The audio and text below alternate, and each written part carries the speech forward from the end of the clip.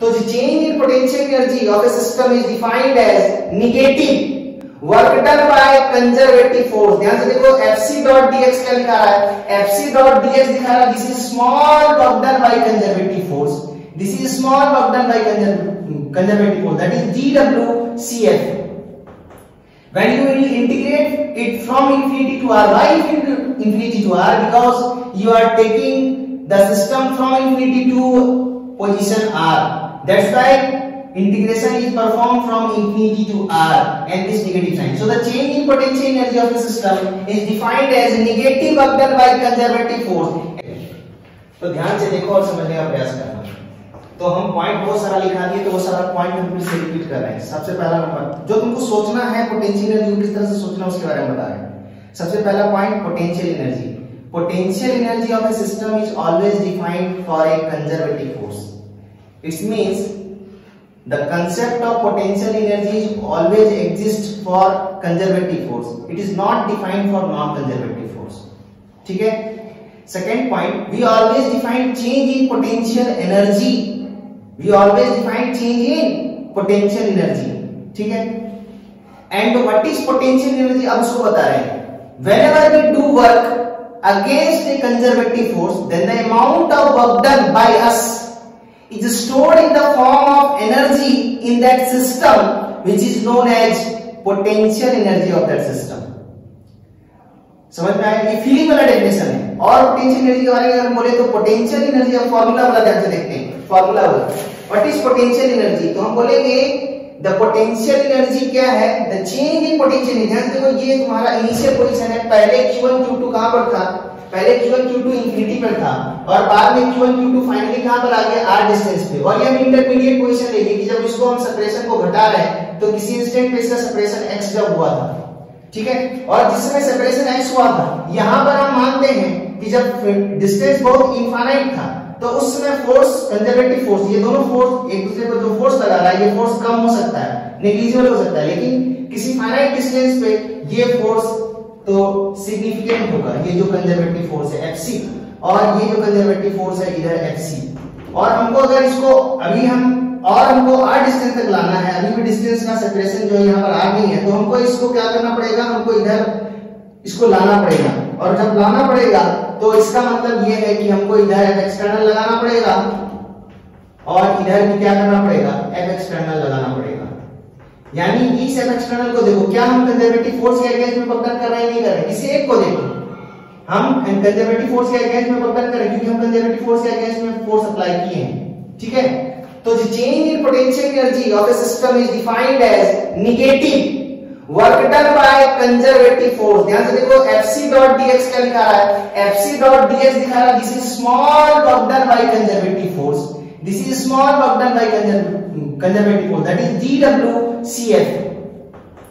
when you will integrate it from infinity to r, why infinity to r? Because you are taking the system from infinity to position r, that's why integration is performed from infinity to r and this negative sign. So the change in potential energy of the system is defined as negative work done by conservative force, and when you will put the value of Fc in this intermediate position, now यहाँ पर Fc का value बताओ, यहाँ पर Fc का value बताओ।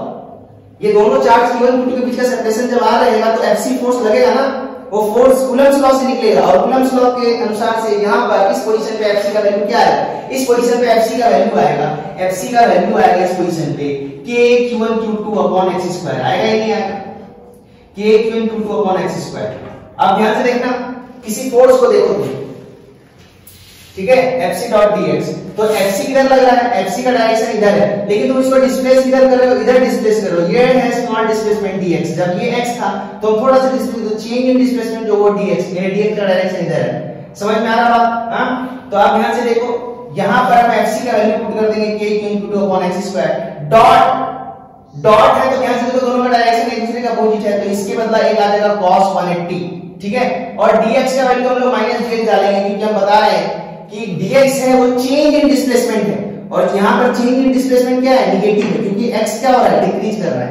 यानी इस फॉर्मूला में तुमको क्या क्या ध्यान में रखना है कि जब भी तुम ये फॉर्मूला डायरेक्टली यूज करोगे पोटेंशियल एनर्जी निकालने के लिए तो तुमको एफसी जो लेना है, फोर्स जो लेना है वो as a function of x लेना है, क्योंकि हम किसी इंटरमीडिएट पोजीशन एक्स का बात कर रहे हैं। और क्या लेना है, और जो dx का मॉड होगा वो जो होगा वो माइनस dx होगा। ऐसा क्यों बोल रहे हैं, क्योंकि x क्या कर रहा है, डिक्रीज कर रहा है, सिंस x इज डिक्रीजिंग। और क्या लेना पड़ेगा, थीटा का वैल्यू a डॉट b बराबर होता है ना a b cos थीटा, तो ध्यान से देखो a तो वैल्यू ये हो गया b का वैल्यू मॉड dx, और मॉड dx का वैल्यू तो माइनस dx लोगे, और cos 180, और यहाँ पर थीटा क्या है 180। जब तुम इसको पुट करोगे और इंटीग्रेट करोगे तो वैल्यू आ जाएगा k q into 2 upon r। तो फाइनल रिजल्ट आ गया k q into 2 by r। और ये रिलेशन हो गया पोटेंशियल एनर्जी और कंजर्वेटिव फोर्स के बीच का, ये रिलेशन हो गया पोटेंशियल एनर्जी और कंजर्वेटिव फोर्स के बीच का। समझ में आया बात। और यहां से ध्यान से देखो, अब इस फार्मूला में क्या याद रखना है कि जो डायरेक्ट रिजल्ट है ये 2 पॉइंट चार्ज सिस्टम का है, दोनों के बीच का सेपरेशन जब r होगा तो उसका पोटेंशियल एनर्जी जो k q into 2 upon r होगा। और इस फार्मूला में q1 q2 को प्रॉपर साइन के साथ लेना है, q1 q2 must be taken with proper sign. क्या मेरा बात समझ में आया? हां, अब अगर हम इसी पे तुमको ध्यान से देखना है इस एक्सप्रेशन को, तो तुमको इस एक्सप्रेशन से एक चीज और निकाल के दिखाते हैं, ध्यान से समझना, और एक चीज निकाल के दिखाते हैं। जिस तरह से हम बोले, जिस तरह से हम तुमको बोले कि ये dw है, ध्यान से देखो, this is the change in potential energy, this expression is what, this is delta u। Delta जो होता है हमेशा बड़ा है, जब चेंज बड़ा होता है तो डेल्टा लिखते हैं, तो ये डेल्टा है, यानी u final minus u initial है। So this is what, this is the work done by conservative force, this is इसको लिखा गया minus w work done by conservative force। this expression and this expression is similar, change in potential energy is defined as negative work done by conservative force, and when you will define delta u is equal to work done by F external। अगर तुमको बोला कि आप work done निकालिए तो तुमको क्या निकाल लेना है, चेंज इन पोटेंशियल एनर्जी निकालना है। अगर तुमको बोला work done by conservative force निकालिए तो आप negative of change in potential energy निकालिए। जब समझ में आ रहा बात, हम जो ये चेंज इन पोटेंशियल एनर्जी का जो फार्मूला लाए हैं k q into 2 by r, वो क्या है, ये तो वर्क डन ही है ना, यानी जब भी तुमको चेंज इन पोटेंशियल एनर्जी निकालने के लिए बोलेगा तब तो तुम k q into 2 by r इस्तेमाल करोगे ही। लेकिन जब तुमको कभी बोलेगा कि वर्क डन निकालिए तब क्या निकालोगे तुम, चेंज इन पोटेंशियल एनर्जी निकालो। कोई जरूरत नहीं है कि वर्क डन निकालने के लिए हमेशा इंटीग्रेशन ही करना पड़े। इसीलिए ये पोटेंशियल एनर्जी का कांसेप्ट क्या करता है, तुमको इस चीज से बचा देता है। ध्यान से सुनो मेरे बात, हम क्या बोल रहे हैं कि जब भी तुमको क्वेश्चन में बोला जाए कि find change in potential energy, तब तो सिंपल सा बात है कि u final minus u initial निकालेंगे, क्योंकि क्लियरली मेंशन है यहां पर कि हमको find change in potential energy. लेकिन अगर तुमको बोला नहीं find work done, then you have to think whether we have to integrate or whether we have to use the formula of work done by constant force, that is W is equal to F dot R, or either we have to integrate the force expression using work done for variable forces, that is W is equal to integration F dot dr।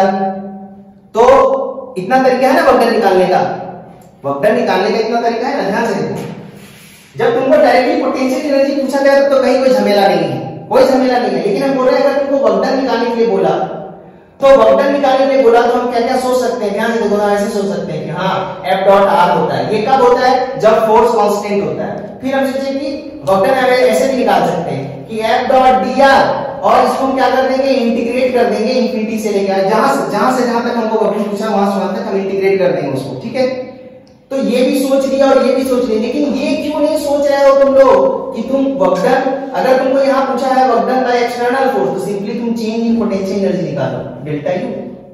So there is another way by which you can find work done. Work done हम इस formula से find कर सकते हैं जब force constant हो, इस formula से फाइंड कर सकते हैं जब फोर्स वेरिएबल हो, और इससे फाइंड कर सकते हैं जब तुमको चेंज इन पोटेंशियल एनर्जी निकालने आता हो। तो जब भी वर्क डन निकालने के लिए बोलो हमेशा F डॉट R या F डॉट dr नहीं सोचना है, सोचना ये भी है कि चेंज इन पोटेंशियल एनर्जी अगर निकाल ले तो हमको पता चल जाएगा। इसलिए हम यहां पर लिखे this is change in potential energy and this is negative sign, and this entire term is the work done by conservative force, this is the small work done by conservative force. When you will integrate this expression from infinity to r, you will get infinity to r, you will get work done, total work done by conservative force। So that's why this is negative sign is here। So the change in potential energy negative work done by conservative force, while change in potential energy is equal to work done by external force। समझ में आया? अब ध्यान से देखना, अब अगर तुमसे पूछे इस फार्मूला का हम यूज करेंगे, ध्यान से देखो ये फार्मूला बहुत इंपॉर्टेंट है।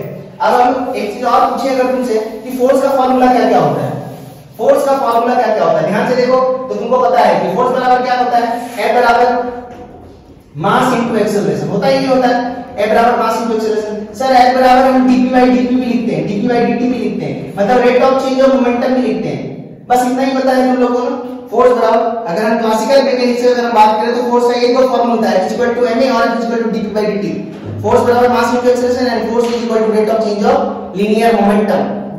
तो इस तरह से हम लोग फोर्स निकालते थे। लेकिन अब तुम ध्यान से देखो यहाँ पर हमको एक चीज और दिखाई कि तुम एक और तरीके से फोर्स निकाल सकते हो। ध्यान से देखो क्या, ध्यान से देखो क्या क्या ये dw है, अरे ये dw है या नहीं, ध्यान से देखो ये समझना इस बात को, ये total change in potential energy है जब यह टोटल वर्क डन है तो, है या नहीं, this is a total change in potential energy.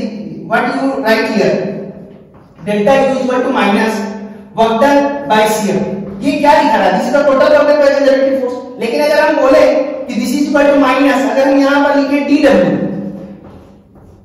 अगर हम यहां पर लिखे this is the negative work done by negative small work done by conservative force, तो जब यहां स्मॉल है तो यहां भी small change in potential energy होगा ना, होगा या नहीं होगा, तो यहां पर हम लिख सकते हैं ना du, डेल्टा और du का मतलब समझ में आता है, ये बहुत स्मॉल चेंज और ये लार्ज चेंज। तो ध्यान से देखो और dw को अगर हम लिखे, ध्यान से देखो du is equal to minus dw को अगर लिखे तो यही है ना fc डॉट dr। तो अभी हम fc नहीं लिख रहे हैं, हम सिंपली f डॉट dr लिख रहे हैं, ठीक है। अब ध्यान से देखो तो यहां से हम एक चीज और डिफाइन कर सकते हैं, क्या, फोर्स इज इक्वल टू, अगर हम मान लें कि दोनों के बीच का डायरेक्शन, दोनों के फोर्स और डिस्प्लेसमेंट के बीच का डायरेक्शन सेम है, ठीक है, तो थीटा क्या हो जाएगा, 0 हो जाएगा। तो थीटा 0 हो जाएगा, F इक्वल टू तुमको क्या आ जाएगा, minus du by dr, minus du by dr। क्या ये एक्सप्रेशन समझ में आया?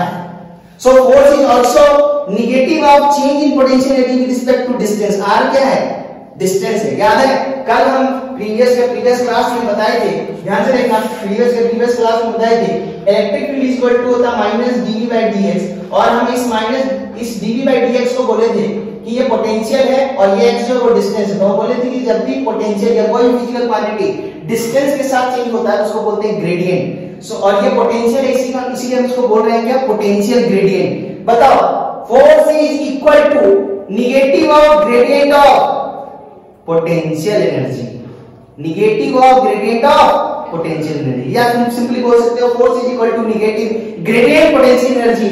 यहां पर क्या बोलते हैं, electric field is equal to negative of gradient potential, तो यहां पर u एनर्जी है, पोटेंशियल एनर्जी है, तो force is equal to negative of gradient potential energy. तो F is equal to minus du by dr भी होता है। क्या मेरा बात समझ में आया? तो देखो यही expression F is equal to minus du है, कहां से आया, इसी चीज से हम तुमको निकाल के दिखा रहे हैं। क्या मेरा बात समझ में आया? अब यही चीज तुम ध्यान से देखना और तुमको हम थोड़ा डीप में ले जाते हैं। तो इस तरह से कनेक्टिविटी तुम लोगों को करने आना चाहिए, और अगर नहीं आएगा तो भी मुश्किल होगा। तो ध्यान से देखो F इज इक्वल टू क्या हो गया, F is equal to minus du by dr होता है, यानी negative of gradient potential energy. अगर हम तुमसे पूछें, अब ये बेसिक वाला है, बहुत बार यूज होता है, अगर इधर u है और इधर r है, यानी u और r के बीच का ग्राफ सपोज करो तुमको ऐसा दिया गया है। ध्यान से देखना, कभी तुमको बुक में कभी तुम पढ़ोगे तो ऐसा तुमको एक ग्राफ मिलेगा, ठीक है, अब ध्यान से देखना। तो अगर हम तुमसे पूछें कि इस पॉइंट पर du बाय dr का वैल्यू क्या है, du बाय dr का वैल्यू क्या है, ये u वर्सेस r का ग्राफ है या नहीं, u वर्सेस r का ग्राफ है। अगर हम इस पॉइंट पे टेंजेंट ड्रॉ करें तो टेंजेंट ही क्या देता है, du बाय dr देता है, अरे देता ही नहीं देता है। यहां पर du बाय dr ये टेंजेंट, ये जो स्लोप ऑफ टेंजेंट है, इसका स्लोप कितना है, 0 है, क्योंकि ये r वाले एक्सिस के साथ एकदम पैरेलल है, इसका स्लोप 0 है। इसका मतलब ये वाला जो पॉइंट है, ये वाला जो पॉइंट है, यहां पर फोर्स क्या है बाबू, 0 है। क्या मेरा बात समझ में आया? यहां पर फोर्स 0 है, और जहां पर फोर्स 0 होता है वो कहलाता है ट्रांसलेशनल इक्विलिब्रियम, है ना। यहां पर कैसा इक्विलिब्रियम है, ट्रांसलेशनल इक्विलिब्रियम है, यानी इस पोजीशन पे, यानी इस पोजीशन पे मान लेते हैं r का वैल्यू r0 है। अब अगर हम तुमसे बात करें इस पॉइंट से जस्ट इधर आओ, मान लो इस पॉइंट का नाम हम a दे दिए, इस पॉइंट से अगर तुम इधर आओ तो ध्यान से देखो, यहाँ पर हम स्लोप ड्रॉ कर रहे हैं, तो देखो टेंजेंट ड्रॉ कर रहे हैं, तो इसका जो स्लोप है, ध्यान से देखो, ये एंगल एक्यूट है या ऑब्ट्यूज है, एक्यूट है या ऑब्ट्यूज है, ऑब्ट्यूज है। तो हमको पता है कि स्लोप जो होता है वो tan थीटा के बराबर होता है, और du बाय dr जो होगा यहाँ पर, du बाय dr जो होगा वो यहाँ पर सपोज कर लेते हैं ये एंगल अल्फा है, so this will be equal to the tan alpha, because slope of a straight line is given by tan theta and here angle is alpha, that's why du by dr is equal to alpha and tan alpha is positive या negative? ये कैसा slope है, positive slope है negative slope है? Negative slope है। Alpha जब भी 90 से बड़ा होता है तो नेगेटिव रहता है। ध्यान से देखो यहाँ पर तुम्हारा dy dr क्या हो गया, नेगेटिव हो गया। लेकिन अगर हम तुमसे पूछे dy dr नेगेटिव हो गया लेकिन फोर्स क्या हो गया, दिस इंप्लाइज पोजीशन में, मान लेते हैं इस पोजीशन का नाम b बोल देते हैं, तो b पोजीशन पे फोर्स का वैल्यू क्या ग्रेटर देन 0 होगा क्योंकि ये खुद नेगेटिव था और नेगेटिव साइन इसके पहले था, यानी फोर्स क्या हो गया, ग्रेटर देन 0 हो गया।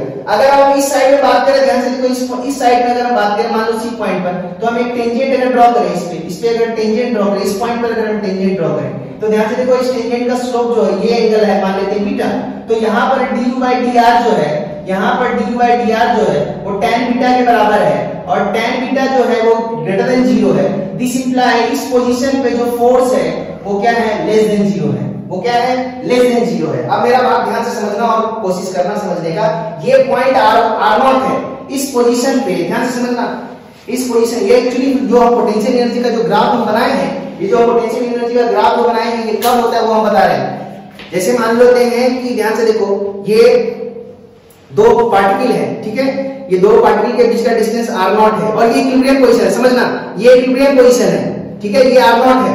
जब हम दूर जाएंगे और हमेशा हम लोग इक्विलिब्रियम पोजीशन को अचीव करना चाहते हैं, ये इक्विलिब्रियम पोजीशन है, पोजीशन r0 है, अगर ये दूर जाएगा तो फोर्स कितना लगेगा, ये इक्विलिब्रियम पोजीशन है, दोनों के बीच का डिस्टेंस r0 है। अब अगर ये दूर जाएगा तो ये वापस आना चाहेगा ना, यानी फोर्स कैसा लगेगा, अट्रैक्टिव। तो ध्यान से देखो यहाँ जब तुम इस पोजीशन पर था, ए वाले पोजीशन पे था तो उसमें फोर्स 0 था, ठीक है, लेकिन जब तुम सी वाले पोजीशन पे गया तो जब सी वाले पोजीशन पे गया तो जो डिस्टेंस है वो r0 से क्या हो गया, इंक्रीज कर गया, यानी यहाँ पर फोर्स क्या हो गया, ध्यान से देखो फोर्स लेस देन 0 और फोर्स लेस देन 0 कहने का मतलब है कि फोर्स जो होगा यहाँ पर कैसा लगेगा, अट्रैक्टिव फोर्स लगेगा। फोर्स कैसा लगेगा, अट्रैक्टिव फोर्स लगेगा। समझ में आ रहा बात? अच्छा अब आओ इधर अगर हम बात करें तो ध्यान से देखो ये r0 से घट गया, यानी कहने का मतलब ये तो इक्विलिब्रियम पोजीशन था, ये तो इक्विलिब्रियम पोजीशन था r0, लेकिन जैसे अब पार्टिकल सामने आया तो ये वापस अपने पोजीशन पे जाना चाहिए क्योंकि ये इक्विलिब्रियम पोजीशन नहीं है, इक्विलिब्रियम पोजीशन नहीं है, तो ये कैसे वापस जाएगा, जब इसको रिपेयर करेगा और ये जब इसको रिपेयर करे तो यानी यहाँ पर फोर्स क्या आ रहा है, फोर्स पॉजिटिव आ रहा है और पॉजिटिव फोर्स का मतलब होगा कि यहाँ पर क्या हो रहा है, रिपल्सन। तो पॉजिटिव फोर्स का मतलब है रिपल्सन और नेगेटिव फोर्स का मतलब है क्या, अट्रैक्शन। और ये ग्राफ जब तुम पढ़ोगे, अभी बहुत सारे चैप्टर में आएगा ये वाला चीज, ठीक है, क्या समझ में है, लेकिन हम तुमको यहाँ पर ही इस चीज से समझाए क्योंकि यहाँ पर तुमको पोटेंशियल एनर्जी समझा रहे थे तो ये हम वाला बात बता दिए। ये x equal to minus dy by dr तुम नहीं देखा था, लेकिन हम 11th में भी तुम लोग को बताया कि x equal to minus dy by dr और आज हम तुमको दिखाएं कि कहां से ये आया x equal to minus dy by dr। बात समझ में आया?